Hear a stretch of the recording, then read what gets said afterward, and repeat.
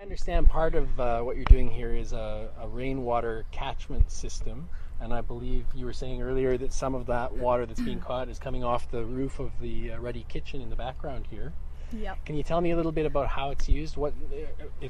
There's a couple of big storage tanks back there that I see, and a lot of hose around on the ground. Is there some kind of an automated system? Yes. Yeah. Do you want to explain that? Well, there's an irrigation system, so everything's hooked up and the system gets turned on, it comes on in schedules, and it just goes through a drip line and just waters all the little plants. Is everything that you're growing here on that system? There's a few things that aren't, like the garlic and the kiwis, but for the most part... And the barrels. And we have to water by hand. Yeah. So we've got a well as well combined with the rainwater. Right. So between a couple of pumps, pumping it to our tanks, and then gravity fed into our lines.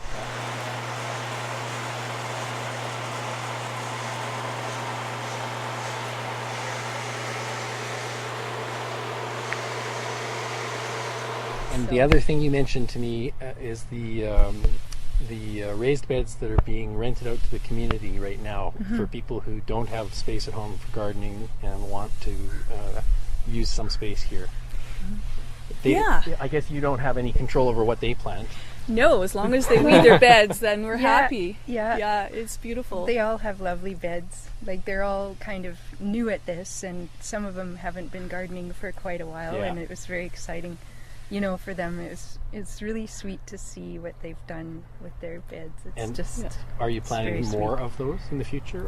We did have a couple of beds that were going to be available. We just assimilated them back into our garden plan because we didn't have another person. We were a bit late with that. Yeah. But the idea was to bring the community in here, right, and be available to mentor them. Yeah. And just bring more people in here just to educate.